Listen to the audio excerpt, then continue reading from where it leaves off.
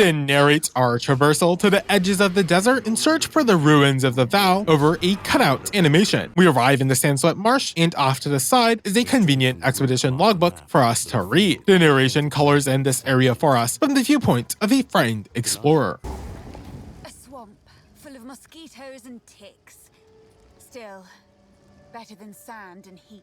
The first enemies we run into are some bog-felled commoners, which are your typical zombies. The Drudge Fiend is a caster similar to the Forest Dryads, and bog cults are the big dudes. This is where I decide to finally swap off of Chaos Bolt on my left click because it was not doing much and probably hurting my overall DPS. I could have made Essence Drain my main DPS skill forever ago, and it basically acted as such, but this was the official shift. I level up, and after respeccing my points into some more defensive nodes for the fight against the Jaman-Ra, I can make the trek back to Chaos with a generic intelligence node. We soon clear our way to a large living trunk, circling some sort of object in what I assume is a ritual. My unearthed minions attack the creature, but the fight against Root Dredge only begins once I spread contagion to it through one of its skeletal buddies. In fact, its main ability seems to just be resurrecting zombies for us to kill over and over again. Occasionally, it will summon a root spirit, which chases us down and explodes after some time. But this is just visual clutter. The fight takes a bit longer than it should because I try using my profane ritual for fun. This is where I ran into a bit of a problem, and that is lacking support gems. Not being able to upgrade my skill was one thing, but the real issue that it made me think about is more so in the quality of life front. If I had more skill gems, I might not only have used my newer skills a bit more often, but I might have constantly shifted my build in order to change my playstyle. If for no other reason, then I could. Limiting the amount of skill gems we obtain just limits what we're able to do, and so in this case, I had to take some support gems from other skills or use support gems that I engraved earlier that didn't jive with how I wanted the skill to act. Besides, each skill is initially locked to 2 support gem slots, so it's not like having more support gems would be able to make that one skill any stronger. And at the point where I am now, it's basically assumed that your skill will have 2 support gems on it. In any case, while Profane Ritual seemed like a fine skill, I didn't have any use for the power charges it generated at the moment, which seemed like its primary purpose. Aside from that, Root Dredge had some special slam attacks, but none of that really mattered when compared to the amount of adds it spawned. Upon death, it drops a level 9 skill gem, but I locked the required intelligence to engrave it.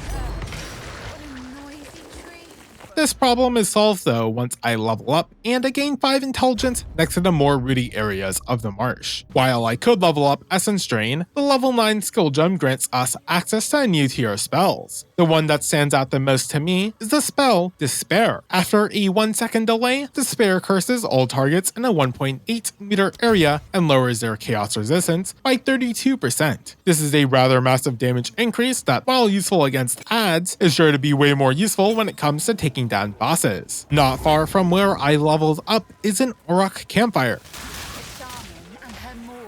Ranbu, the Pale Shaman, and Garkam, Ranbu's Maul, are 2 rare unique named creatures that are our introduction to the Aurochs. I'm sure I don't need to explain what these creatures are meant to be. As for just being rare creatures, they have a suspicious amount of health, but aren't difficult once I create distance from the 2 by stepping out of their rather small abode. Neither of the creatures drops anything useful, but from the rare chest, I pick up a Lesser Jeweler's Orb. This is a rather powerful item as it adds a support gem socket to a skill with 2 support gem sockets. The restriction of it only applying the skills with 2 support sockets is rather specific and limits us from breaking the game if it was instead a simple +1 socket generator. Due to this rarity and aforementioned lack of support gem issue, I hold off on using the Lesser Jeweler's Orb for now. With that out of the way, I find myself at the base of the Ziggurat. Treasure hunters, greedy scoundrels. I like it here. At the Ziggurat Encampment, we meet 2 treasure hunters, Alva and Oswald. It appears that the theme of this region is ancient Mesoamerican, with us taking on the role of Spanish conquistadors. It is a shame that the voice actors don't have a Spanish accent to fit this because, while fine in the direction, it is a little bit out of place considering the vibes being projected. In any case, we talk to Alva first, who gives us a warm welcome. She mentions for us to talk to Oswald first, and so I do.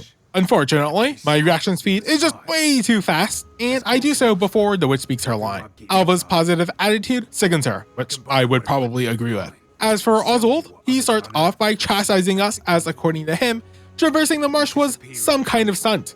I have no idea how he knew we did that aside from us arriving here, But if we had to traverse the marsh in order to even find ourselves at the encampment, it brings into question why he would even call our act a stunt when it's a requirement. Regardless, this was all just so he could blatantly tell us that he's the quartermaster and is in charge of the area. He will buy and sell us equipment, like every other NPC, but more importantly, if we die in the jungle, he will be the one to note our death in his logs. This is where he mentions Kingswort in reference to where he hails from, before marching off. Alva fills us in on some more details that flesh out this world. She first mentions how Rayclost contains countless layers of history and relics from dozens of different cultures due to the Templars.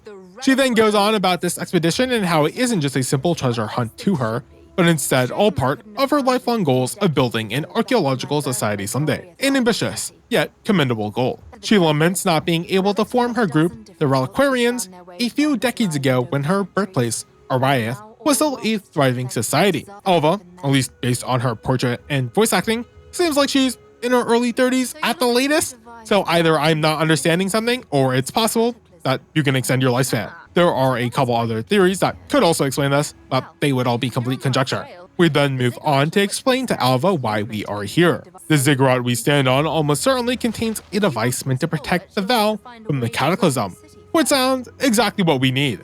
The only problem is that the entire area is flooded, preventing us from accessing the temples inside. When asked further about the device, Alva brings up some important figures from the Val's history. The device in question was commissioned by Queen Adsiri's thaumaturge, Doriani. I assume that this queen in particular was the last in the line of the Val. From her translations, using this device meant that they needed to abandon all that they had built. This is rather ominous and leads us to question if they use it, or if these ruins exist because they couldn't bear to do so. When we ask more about Doriani, we learn that the Val were a highly competitive society. Queen Atziri was only second to Doriani in power. Utzaal, where we are, was the seat of Doriani's power, which explains why the device we're looking for is here as well. When asked about the queen, Alva confirms that Atziri was the last. Not only was she described as the most beautiful woman of the era, but also one of the most ambitious, as she was willing to sacrifice anything to achieve eternal life. When we mention the beast, Alva mentions how everyone has heard of such a creature. Alva thinks that some fool is trying to raise another, but we know from the hooded one that the beast is one and the same. This bit of deviancy in the commonly told story and the true events is interesting to think about, even if nothing is to come from it. I could also be completely overthinking it. We move on to ask about Oswald. Alva describes him as a grim fellow, even though she has never had any injuries while treasure hunting. Due to his attentiveness, he's even created a technique where he first throws a rock at an object before touching it. This conjures quite the comedic image, but in reality, if traps were common, there probably would be methods like Oswald's or devices created in order to find these points of interaction.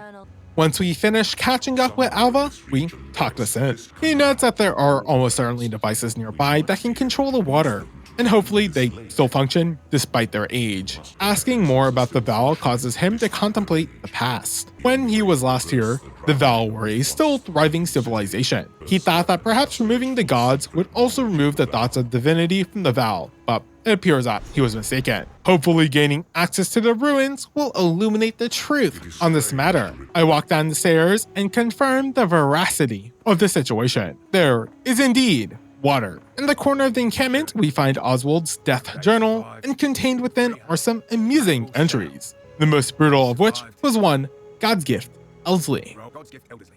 They survived 19. Ate some vibrant berries. Guts ruptured. Face melted. Administered a black liquid by Serby to end his suffering. Didn't work. Dismembered to end his suffering. Didn't work. Burned his head to ashes to end his suffering. That worked. Serby is the local witch, and serves as our guide to the region. This grants us access to the local knowledge option. This shows us a second draft of the Utzaal region's map. I first assumed that this would be like the desert map, and we would travel to the other locations through this menu, but we don't. Instead, this only gives us Servy's thoughts on an area. I appreciate the lore, but if this was the only purpose of this option existing, then I wish it went into much greater detail. Like, Servy telling me that there are strange plants in the jungle is neither colorful nor useful. Her other dialogue option is when she tells us about Apuz, her grandson. We talk to Oswald once more in his proper spot. He catches us up on the fact that the ziggurat we stand on was once the temple of the sun god. He then goes on to trash the new explorers arriving from Kingsmarch who have funded this expedition as complete amateurs and doing nothing but feeding the chimerals, creatures which I'm sure we'll soon encounter. I run through the shops but find nothing worth purchasing. Before leaving the encampment, I take a look at my skills. Due to the changed role of Essence Drain, I swapped Envenom and Bursting Plague off of it, because I plan on just spamming it like Chaos Bolt. It now receives Arcane Tempo, which improves its cast speed by 25%, and Swift Affliction, which increases the non-ailment damage by 35% in exchange for 20% less duration. What a faster cast speed does is pretty simple, and shouldn't require any explanation. Swift Affliction is also pretty simple, but I went and checked the numbers to make sure it was doing what I thought, and it took my Essence Drain damage per second from 207 to 280. After understanding that it worked like it said it would, I decided that the increase in my cast speed was too basic, and so I used the Lesser Jeweler's Orb from earlier. With this third slot in Essence Drain, I re-equipped Envenom and Bursting Plague, and now added Swift Affliction before heading into the ruins of the jungle. This jungle has flourished since the fall of the Vaal. Let it now know darkness. The verdant lushness of the jungle is pleasant to traverse visually, but not to fight through because these quadrillas are brutal. Like, when I find my way to this shovel camp, I'm literally playing Dark Souls Simulator because I have to alternate attacks with dodge rolls every single time this rare quadrilla swipes at me.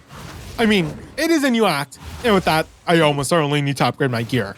I mean, in fact, I needed to upgrade my gear versus my fight against Jamankara a bit more, but being ranged just let me get away with dodging. So, speaking of, while this camp is troubled, we are able to talk to a roaming merchant. Seeing as they are also treasure hunters, this makes sense. Their loot doesn't seem to roll any different affixes from the vendors in town, but it does give us more chances at finding something useful. Unfortunately, Gwendolyn Albright doesn't have anything for us. Aside from the quadrillas, there are also these venomous nettle ants that are beyond annoying due to them being able to poison us. I, of all people, know just how annoying poison is. In terms of spitting, they don't have anything against the designated venomous spitters. These appear like aurochs that have been corrupted by some sort of parasitic snake. Out of these creatures, the quadrilla is definitely the most annoying. They're fast, able to gap close, and each attack deals a massive amount of damage, so they are able to stun you quite effectively. With these factors being the case, it only is natural that the boss of this area, the Mighty Silverfist, is an empowered version of the quadrillas. But that's getting a bit ahead of myself. I'd bring him back, but he won't love her like he did. Before fighting the boss, I find a victim of the warring tribes. We inspect the ravaged corpse before summoning Survey. She unfortunately informs us that this is her son. Nothing else really comes of this though, and while tragic, we have no connection to Survey, so it's hard to feel anything from this. She rewards us with our choice of 2 belts, but because the stats are random, it's a useless item. I feel like if anything, the rolls we get from quests, while being random, should contain a certain tier of affixes in order to make sure the item isn't completely worthless. This is also where I engrave my level 9 skill gem and pick up a new skill, Dark Effigy. This spell summons a totem that inflicts chaos damage over time, debuffs for 8 seconds. I've reached the max amount of skill gems I can hold, and so I replace it with Pain Offering, because that isn't a skill I'm using. As for Silverfist, he's a big boy, and like his name states, he's a quadrilla, except silver. In combat, aside from his fists, he wields a pillar ripped from the ruins of this area for a weapon. And the final slam from it one-shots me. Sure, I wasn't at max life, but I wasn't far off at 436 life and 436 energy shield. I'm not exactly sure what the exact amount of damage that attack deals, but if I get hit by it even once, I'm pretty much dead, since it also builds a ridiculous amount of stun. Brutal.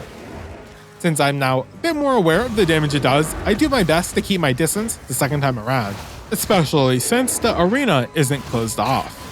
I end up leveling up off an ad during the second attempt, but this isn't Skyrim, so I can't hold on to it for clutch heal or anything of the sort.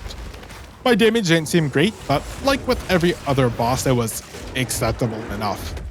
I ended up dying a minute later because I ran out of health pots to use. Every single hit required me to use up a charge, so in terms of resources, that was a limiting factor. You know, aside from my lack of skill. Because of these factors, I then decided to not level up and just int for like 5 minutes straight. For my level up, I put the skill point into another +5 intelligence node, and then just continued to run it down. Why did I do this? Yes. 30 minutes after I first ran into the mighty Silverfist, I take it down. And honestly, for how often I died, it wasn't that bad. It drops a book of specialization on death, and I just put the points into some more intelligence nodes as I creep ever closer to more chaos damage. Poison tongues slither through ancient graves. Ooh, I love my work. The Venom Crypts expand on the jungle theme by taking us underground. Here, the roots have infested a once populated House of the Dead, and the corruption has brought the crawlers to life. Down here, I find an entwined Hulk imprisoned by powerful essences. The reward for defeating the creature is an essence of the mind. This is an item like the orbs where the main use seems like it's for crafting, but the specificity allows for a more consistent piece. My level up to 36 unlocks our first jewel spot. I've only found like 2 this entire time, but these are pretty neat items in concept. It limits the amount of stats you can gain as you only have a limited amount of slots while allowing for randomly rolled additional funkier stats. We find our way to the den of the Serpent Princess, but all we find is a corpse. Interacting with the body reveals some corpse snake venom for us to pick up. I assume that we harvested this and that it wasn't just lying around. It reads, "Beware the bite of those serpents that call a human corpse home. Nature has given them the means to acquire a new dwelling." This is obviously just referencing the spitter creatures that litter the crypts and jungle. It is a bit of a shame that we didn't have to fight a spitter boss though. With the set precedent, this just makes the area feel empty when this was a clear dungeon setup. Back at the Zig, Serby neutralizes the venom and synthesizes an antidote in the form of a venom drought. Each of the droughts are color-coded to their respective attributes, but at least for being a caster, it isn't amazing, at least not now. The Venom Drought of Stone grants a 25% stun threshold, which seems significant, and the Venom Drought of the Veil increases your elemental ailment threshold by 30%, which also seems decent. It's not like the Venom Drought of Clarity granting us a 25% increased mana regeneration rate is bad, it just isn't relevant.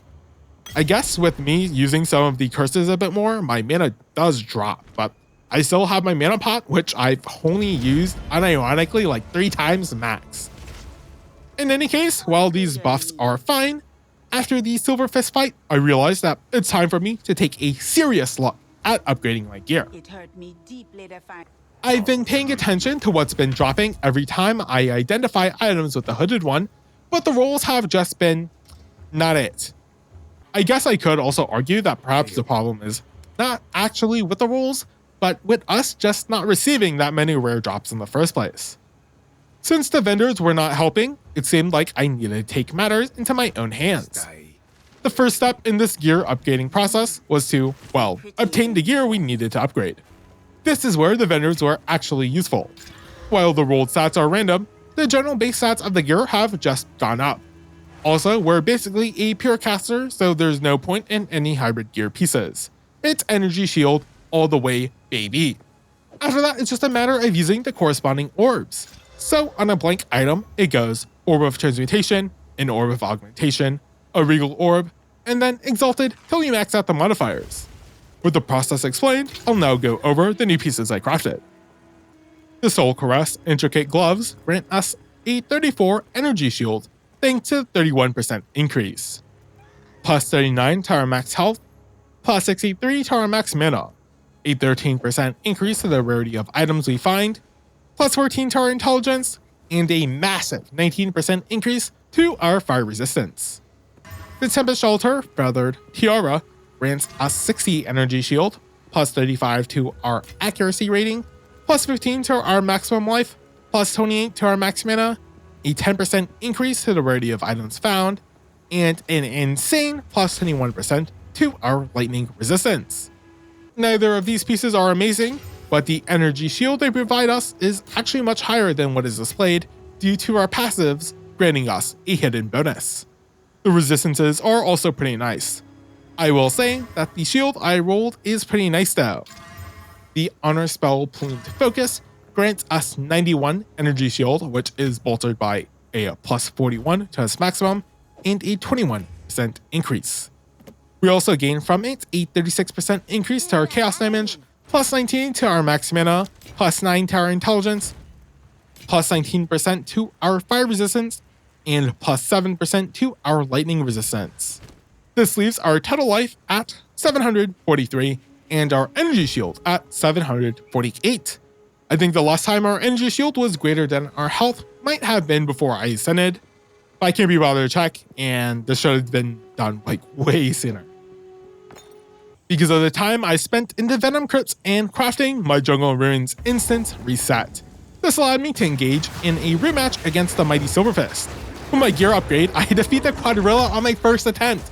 And if you see my health pot charges, I didn't even take that much damage thanks to our massive energy shield. Nice. Bugs and insects. Delicious. After entering the Infested Barrens, we're attacked by some rolling antlion chargers, which look cool, but are bulky and annoying to deal with. The optimist may know something of this. We end up finding the canal mechanism right off the bat, but instead of interacting with it first, I explore the area. This is where I fight a rare antlion charger and finally receive another unique drop. Identifying it reveals it as the Pillar of the Cage God, Long Quarterstaff. Nice, but completely useless to us right now. I also run into another outpost. He doesn't have anything for us, but the Load Stinger Cultist Bow seems like it would be a decent enough weapon if I was an archer. He also has a bunch of dialogue like the last adventurer that just filled us in on some lore and whatnot. Aside from the Aurochs, the other tribe are the Azaks, and they are much more sadistic in nature. A random undead ends up dropping a level 9 spirit gem, and this allows us to access a new tier of spirit buffs. Barrier Invocation and Cast on Minion Death are grayed out, but Blasphemy is all we really care about. Blasphemy is a meta skill that turns socketed curse skills into an aura at the cost of 60 spirit. The only problem is that I don't have 60 spirit, and so until I am able to fulfill that requirement, I take Grim Feast from level 6 to 9 so it can recover 42 energy shield instead of the 25 per remnant. After that, I summon Alva and ask her for her advice. She informs us that the Val created soul cores, which can activate this device as they're basically magical batteries. Of course, we just need to find one that's large enough. Survey might have information on some Val temples that we can plunder. From the Larva Burrow, I obtain my first level 2 support gem. This is a pretty big moment because it means I have to waste a bunch of time reading some of these skills. I end up engraving Hinder on Contagion as it enables chaos damage over time inflicted by supported skills to hinder enemies, which is a 30% slow. I do have 2 gems on Contagion already, so I replaced the 40% area of effect gem because the amount of adds have been at a decent amount since the end of Act 1. We summon Survey at the Azak Bog and she gives us her blessings for the genocide we're about to enact. This place is designed like Freithorn from the first act. In the middle of the map, we find a giant effigy. Lighting up these small effigies on the side begins the ritual, and while engulfed in Ifnaduke's harvest, our fire resistance and item rarity find is increased. Neat, but my next gear upgrade comes from me finding an empty piece from a vendor and then crafting it. I have no idea why, but the armor piece I was rolling with had its primary stat in armor, when that's completely useless to me. The full energy shield Behemoth Ward Votive Raiment grants us a total 124 energy shield thanks to its base being increased. This takes my energy shield from 748 to 955. A crazy upgrade, and we're so close to that 1k barrier. Leaving the area removes Ifnaduke's harvest, so I make sure to grab it once I come back.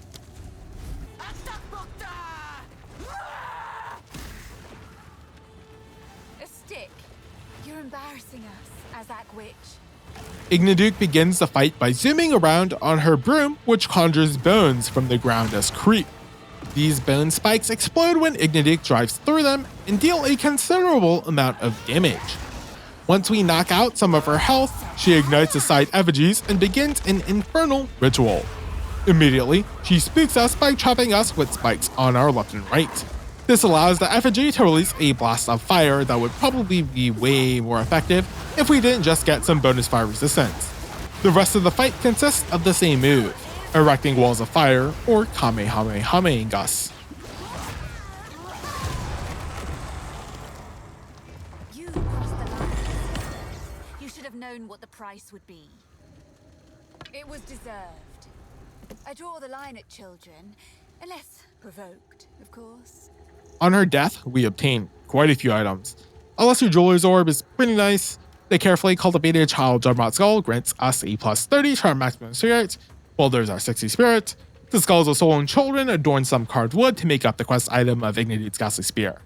Crushing the Skull also gives us our second level 9 spirit gem so I can pick up Blasphemy. The Spear is the very obvious choice, but using it right now does mean that we can't enable Grim Feast, which I think is far superior during my limited testing. I mean, survivability is, always nice.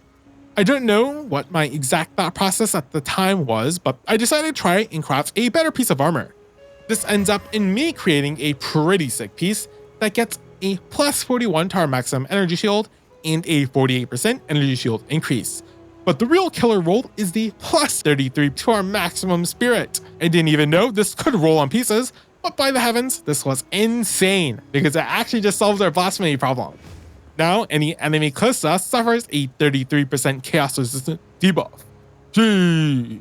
I also go ahead and use an Artificer's Orb and an Iron Rune to boost the energy shield by another 20%. This results in this one chest piece having an energy shield value of 200. This leaves our shield total at 1,165, which is solidly over the 1k mark. Nice. Survey thanks us for eradicating the Azaks and awards us with our choice of a charm. These charms are ones I haven't seen before and are generally pretty good. I went with the Staunching Charm of the Medic, which grants immunity to bleeding when I start bleeding. If I'm taking life damage that isn't from my skill, that's probably not good, so any mitigation to that resource is a good thing in my books. She then goes over some information that hints at the location of where Soul Core might be. On my way to the Chimeral Wetlands, a rare enemy drops a Valor. This modifies an item, unpredictably, and corrupts it. I have no idea what that entails, but it sounds spooky. I didn't really want to commit the orb to any piece of gear, so I checked if I could use it on my skill gems, and I can't except for Grim Feast Spirit Gem. I have no idea what this did, if anything, but it has been done. Consume. Rather colorful here, but deadly. I suppose it's all right.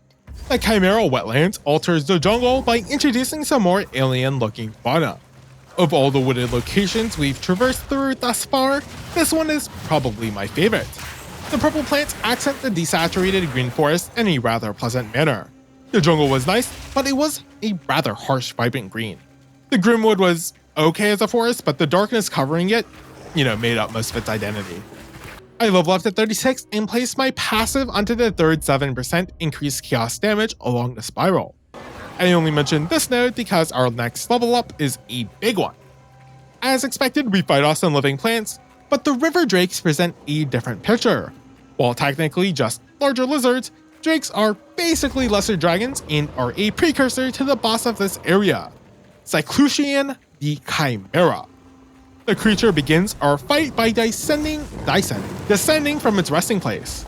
I take care of a spare river drake and fail to spread contagion as it pounces around. I like how I didn't even fix the descending. Okay, I don't know why I'm now interjecting after I made it, whatever.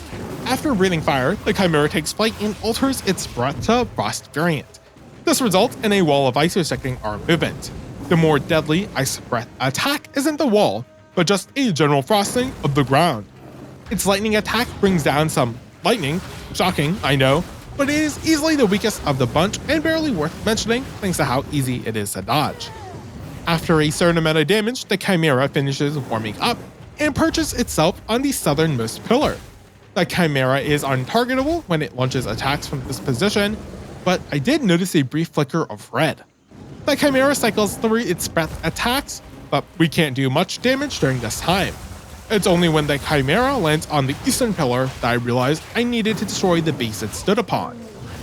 After doing so, the Chimera falls, and is stunned for a couple of seconds. This allows us to deal a considerable amount of damage for free.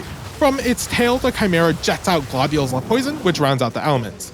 Ironically enough, due to my energy shield now being so high, I get beyond lazy with how much attention I'm actually paying to the fight. And with my skills also sucking my health, I end up dying to the poison damage over time. That's completely my fault. The second attempt goes a bit better, but the problem with all boss fights as a witch is if they don't spawn ads, Grim Harvest can't prop. The blood globules are fine, but getting right next to the boss while avoiding any damage is basically impossible. It's just much easier to try to not take any damage in the first place. We fell the Chimera, which unlocks Jiquani's, and from its corpse, we're able to pick up a Chimeral inscribed ultimatum. This allows us to access this act's Ascension trial. The flavor text reads, "Mortals spend their lives wondering which fate shall be theirs. Chaos takes amusement in knowing the answer. All of them." The icon of this item is especially sick.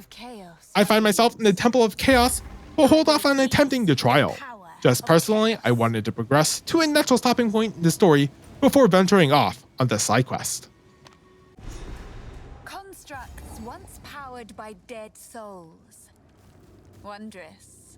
After summoning Alba, she fills us in on the fact that we need soul cores to operate these mechanisms. Some giant rats and living statues try to impede us, but these small soul cores are just lying on the ground, untouched by the elements. We implant it within the altar, and the magics begin to emanate with the red glow. Some statues attack us, but they're of no consequence. In the next area, we're able to read a note from Jiquani detailing his frustration with not having enough time in order to complete an unknown task. I assume this has to do with the Cataclysm. We pick up a small core while following the lit path and can activate a second stone altar.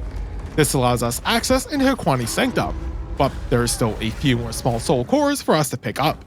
The first location that we can insert a small core into is a treasury that has 3 rare chests that will grant 0 rare items.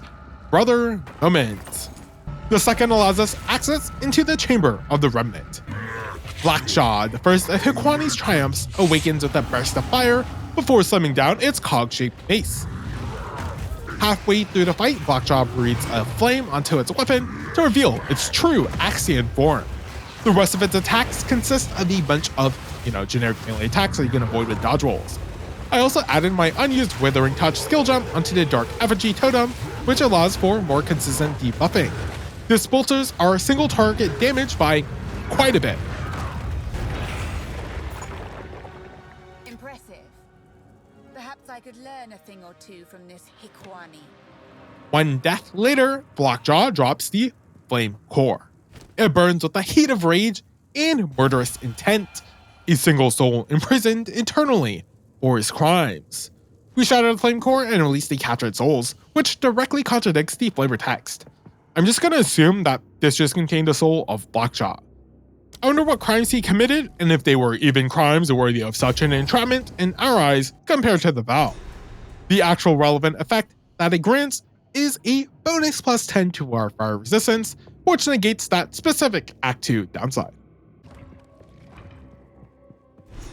Ugh. I'd best talk to the Optimist again. We enter the Sanctum and witness a wicked ornate figure engraved into the wall. It's either quite glad to see us, or that's just a Lord Soul Gem. We talk to Alva and learn that while it can power the waterway mechanism, it isn't charged itself. Luckily, in Jiquani's Sanctum, there's 2 medium soul gems that can power some generators. It's here that I level up and can obtain the Event Horizon skill node. This increases our chaos damage by 53%, but there is a minor trade-off of us losing 3% of our life and energy shield whenever we use a chaos skill. This is perfectly fine for ad clear since we'll obtain enough Grim Harvest remnants and no phage globules, but during boss fights this can get a bit annoying. In Jiquani's Sanctum, we find the companion piece says frustrations. The time running out was indeed referring to the cataclysm that befell the Vow. The Blackjaw we defeated was named Iklotol, which implies that there might be other Blackjaws out there.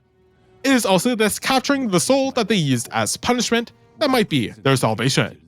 This kind of hints that we might find Jiquani or some of the other Vow in the future, imprisoned. I wish if anything, Jiquani went into some more detail about how this soul prison was worse than death. Like, what exactly is the soul experiencing that makes it so terrible? Why is being trapped so bad? I would like to know because Bogjaw didn't seem all that troubled aside from his aggression. In the Sanctum, we find a corruption altar, and it acts like a Val Orb. I still have no idea what Val Orbs do, and so I just use on my wand because, fuck it. A surprising result. I suppose this will fit the generator.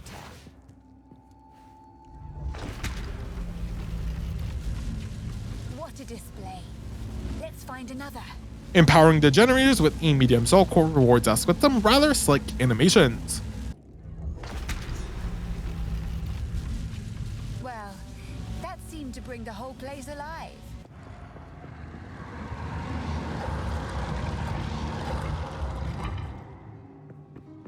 Oh dear. Now we just have to remove it from that giant construct. Good luck. Of course, we can't just yoink the large soul gem, and instead need to prove ourselves against Ziggurat, Warden of the Core. I guess that he wasn't so happy after all. The construct starts off by bolting lightning beams from its tentacles. Those same tentacles then accost me with repeated ground slams. After that, it channels energies into its core, before launching a triangular Nova Blast. Malicious magic waves out from the sides, leaving the area in front of the vertices safe. This attack almost kills me because I'm just spamming health taxing chaos spells without preemptively popping my health up. It then actually killed me because I guess it enters some sort of enraged state. To be fair, I thought I was far enough from the Nova Blast, but I did have enough time to scoot on over to a safer spot or to just use a health pot, so yeah, that's a skill issue on my end. My second attempt goes a bit better.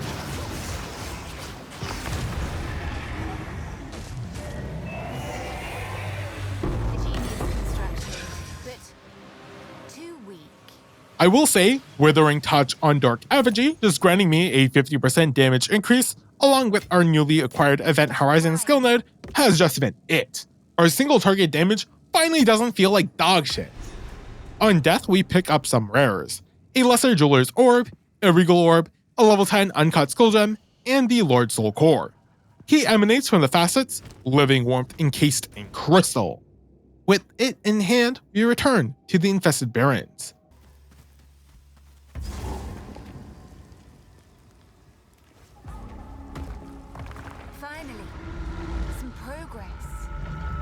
With the liquid drained, we can enter the Matlan Waterways in search of the control mechanism.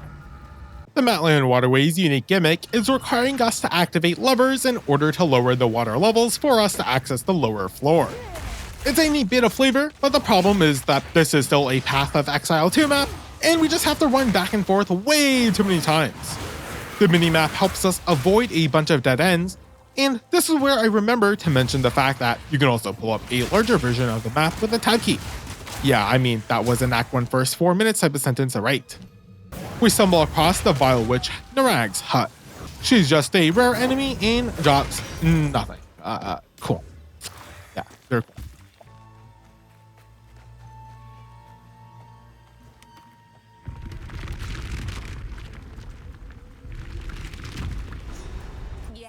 Drain away. Reveal yourself, Utzaal.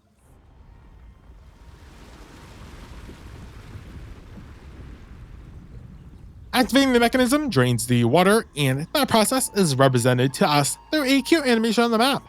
This updates the draft version from 2 to 3. I return to the encampment. In the background, we can actually see the terrain after the water has been drained. The denizens also have some words for us. Servi is pissed at us for draining the waters because it protected her tribe from the Auroch and Azaks, while also now unleashing the horrors of the Val upon her. Fair enough, but this dialogue just reads so disconnected from our past actions and talks with her. Also, skill issue. Oswald is fine with our actions, but doesn't trust the ancient mechanisms from holding back the water for any extended period of time, and thus would rather not risk traversing the ruins himself. I pick up a Mind Collar Stellar Amulet, which grants us a +5 to all attributes, and a +35 to our energy shield, before making a detour to the Chaos Temple. Or at least that's where I would be going if I didn't get absolutely cucked by OBS. For some reason, it just decided not to split my recordings respected to 30 minutes it typically does. In addition to missing out on the Chaos Temple, you're also missing out on me clearing out the Drowning City, which had no boss. The Apex of Filth and Molten Bolt did have bosses, so you're not going to see me clear them either, which is unfortunate, but technically you will see it whenever I get to this point in cool difficulty anyway. The one important switch up that happened was the fact that my main damage skill changed from Essence Drain. I found a level 11 skill gem, and this allowed me to engrave the skill Hex Blast. This explodes a curse placed on an enemy for chaos damage. Since Blasphemy made Despair an aura, this condition is always fulfilled when I'm next to an ad. While this is a massive increase to my single target damage, which is technically also an AoE, it does mean that I have to be eating an enemy's ass in order to even deal any damage, which reduces my survivability in turn. Also, for my ascendancies, I went into the nodes that give me a bit of my spell damage back as health. This improves our survivability since each cast now restores more HP than it takes. The temple has an interesting gimmick where in the middle of the temple there's a fake sun powering the fanatics. Approaching the center of the map causes us to take fire damage over time, so we're forced to clear the level in a particular way. My fire resistance is maxed out though, and that basically negates the debuff. After reaching the precipice of power, we battle Kadzuli, High Priest of the Sun. He starts the fight by siphoning fireballs from the sun below before dashing multiple times. After this dash sequence is complete, Kadzuli is exhausted for a few moments, which allow us to get in some damage. It breaks its break by beaming us with a fire laser. After that, it gathers energies above itself and launches a volley of fireballs. I dodge this by walking in a line. Crazy. After that, Kadzuli creates a lingering dark hole projectile that slowly moves across the screen in order to limit our movement. In addition to this, the sun below is agitated and bombards us with several more fireballs from all sides of the map that require us to dodge. Of course, Kadzuli also has a giant Kamehameha because why not? Hex Blast, while worse at ad clear, has bolstered our single target damage by a lot. Each cast, while it takes a little bit over a second, deals a bit over 8,000 damage. Our maxed out fire resistance also helps more than I'd probably give it credit for as well. With Kadzuli dead, we summon Alva. She reads the ruins and recognizes that we need to activate the device with Val blood. Luckily, she's a descendant of the Val. Just, it happens to be so. I mean, I guess, to be fair, her name is Alva Valai, and this connection does explain our interest in exploring these specific ruins. Somehow, everyone just knows that this is a time portal, and everyone is kind of accepting of it. Well, Survey is distrustful of it, but it's not like we can just deactivate it. Uzzaal then does my job for me by calling out the whole time travel thing and how crazy its activation condition is, so, fuck him for taking my job. The Dark One is also just kind of accepting of a time portal just existing. I mean, sure. I guess he was, a former god, so it's like, time travel. It's just a thing. Yeah, it's just here. It's just a thing. Why?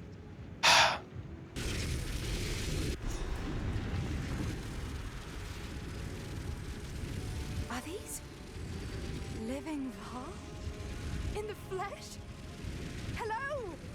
My name is Alva Valai. It was I who... No, don't run away.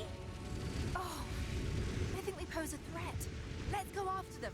Yep, we've just time traveled to Utzaal and the past, and besides, all the problems I have with this story-wise, it doesn't really matter. Like, oh my god, the Path of Exile story. Maybe I care, but I suppose the majority of people playing this game probably don't. But maybe they would if there's more effort put into it. But really, God, why are we doing time travel stuff? Regardless, personal issues with time travel aside. Oh my god, do these enemies hurt? Yikes, what is happening here? Like, the amount of damage that Abs deal compared to what we deal is insane. If I'm caught slacking even a little bit, I'll get stunned and then burst down. This requires me to pay attention while clearing ads for the first time in a while, which is something. Halt! Your rampage ends here! Don't worry. I can solve this. This is all just a misunderstanding. Which one of you activated the gate? Which one of you is a Val blood? Why, that was me, of course. I am Alva Valai, treasure hunter extraordinary. Take her! Bring her to Doriani. As for you, I will pay back every drop of Val blood you have spilled. You're all dead anyway. The rebuke of "you're all dead anyway" goes much harder than the Val even realize. In any case, this begins our fight against Viper Guatsi. She starts off the fight by conjuring the spirit of a snake from the tip of her spear in order to poison us. She then follows it up with a melee combo before leaving her spear and a pool of poison behind as she takes flight. A bunch of Val runes appear on the ground during this phase, and we just need to dodge them. The Phalanx then decide that they are a part of this fight and lunge their spears in a certain pattern. I end up dying to this because I wasn't expecting them to actually involve themselves any more than being the barrier from which we cannot escape. Before my rematch, I explore the rest of the map and collect some idols from some chambers. The text on them says to turn him into Oswald, but when I return to him, there is no prompt, so they're just burning a hole in my inventory. This looks valuable. I managed to feel the rhythm of the Phalanx and dodge the spears successfully on my third attempt. Poison just cutting through my energy shield is really annoying and leaves me with 0 charges left in my flask as I fell the Viper. Somehow, I've been cheated out of another kill. I spend my level up point on Potent Incantation, which increases my spell damage by 30% and reduces my cast speed by 5. Not too bad. We now need to clear our way through the second half of Utzaal, and it is infinitely more frustrating than the first or any other area in the game. I don't remember the last time I died to ads this fast. It's brutal, and not in a fun way like it was with the bosses. The problem stems from the fact that the ads die fairly fast. I just die as fast as them. So instead of trying to upgrade my gear, I just brute force my way through by aggressively spamming my health pots. If I had more resources, I might have upgraded my gear, but I still barely have 2 Regal Orbs and like 1 Exalted Orb. So the shops are my only option as Alva has been kidnapped. 15 minutes and like 6 deaths later, I finally reached the base of the Aggorat. Either the servers are having issues or there's some sort of loading issue at play, because the intro area voice lines are getting cut off. In any case, our witch calls the flower petals everywhere boring, but I disagree. I like the pretty natural contrast juxtaposed against the mountain of corpses. There isn't a boss in this area, just the empowered ads. Not gonna lie, at this point in time, it just seems like they ran out of bosses. Surely we could have just taken one of the Act 1 bosses and put them here instead. Once more, the damage I'm dealing is good enough. It's the damage I take. So in order to go forward, I have to go back in the skill tree and pick up one of the basic energy shield nodes. A plus 15% at this point is pretty good. Many have died at this table. A similar method to a curse or two, I know. Before traveling to the Black Chambers, I find an altar and am able to sacrifice a heart in exchange for 2 passive skill points. The first point goes into another plus 15% energy shield node, which allows us to break that 1k mark again. The second node was a bit trickier to pick, but the next chaos node is like 8 nodes away, so I go for something more useful right now, which happens to be a bonus 10% critical chance passive. It is also only now that I realized that the reason I was having so much trouble was because I switched to weapon set 2 at the beginning of Utzaal, and thus did not have my wand or my focus equipped. Wow, it's actually embarrassing that I didn't catch that until now, but also I'm just a god gamer. Like, I literally cleared the entirety of Utzaal and Aggorat with the craziest of unintentional nerfs. I'm straight up missing a level on my chaos spells and like 100% extra chaos damage. I'm just better.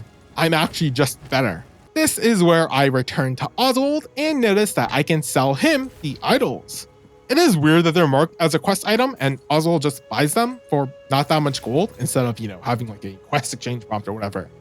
I try to craft a better wand, but it's just pure dog shit, like absolute trash. I'm not talking about it. So he disenchants the wand into something more useful and then proceeds to sell me a beautiful, fervent, withered wand of ruin. Finally, a second wand that grants me levels to my chaos spells. And this one is a plus 3. It only took 2 entire acts, but I did it. I found a second usable wand. The Regal Orb I use to turn it to rare increases our mana regenerate by 38%, which is whatever. The Exalted Orb I double down with though grants me an orgasmic 53% increased spell damage. Oh baby, I'm gooning to this one tonight! This is when I noticed that my old Withered one had a 29% increased chance of shock tag, and I think that's what happened when I corrupted the item. Just comparing the ones is insane. Hex Blast goes from 2,370 damage per second to a whopping 3,307 damage per second. That's basically a 150% damage increase. 100% from the 2 levels and 50% from the affix. And to think I was playing Giga Nerfs for all of Utzaal and the Aggorat. Putrefy.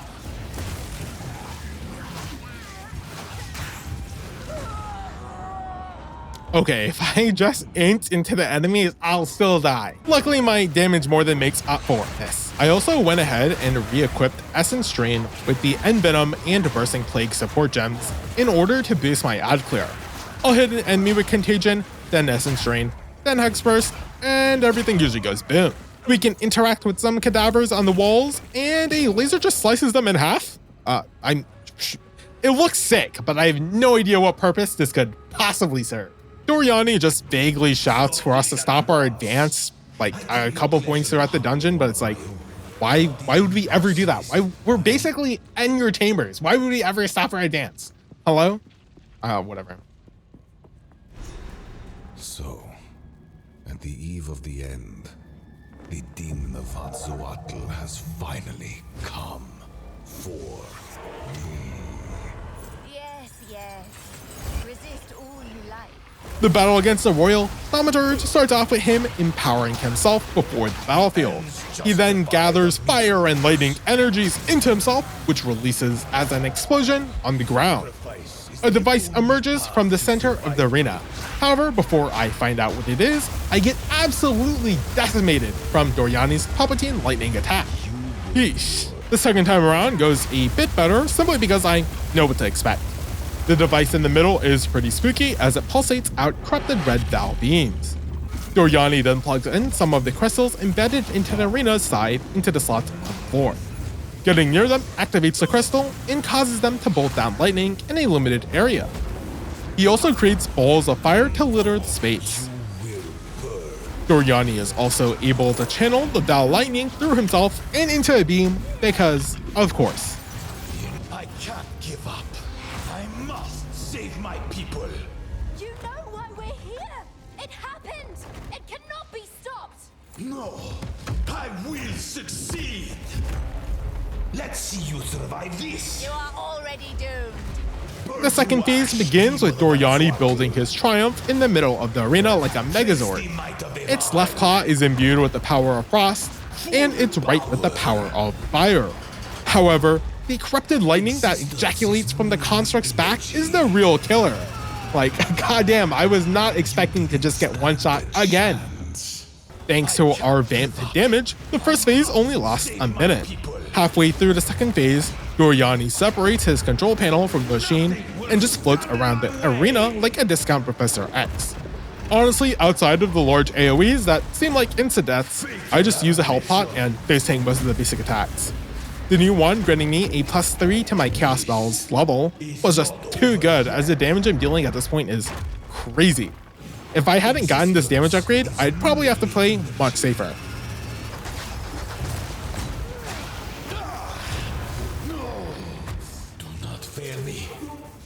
Not now. How could this happen? All I've done. All that I sacrificed. Your people cannot be saved. History is already written. You can stay here and die, or come with us and help save the future. The legacy of the Val must be protected. I do know of a way to contain the beast. Best you start talking then. My friend here isn't exactly the peacemaking type. We earned no good loot from defeating Doriani, but it is what it is. Doriani realizes that it is, in fact, too late for him here, It informs us that he does indeed have a method to contain the beast, as Queen Adziri cannot be stopped. Unfortunately, the story is not yet quite complete, so we instead enter cool difficulty where we have to play Acts 1 through 3, except on a harder difficulty. For that, we enter the time portal. The next video will contain all of the cool acts, so make sure you like and subscribe.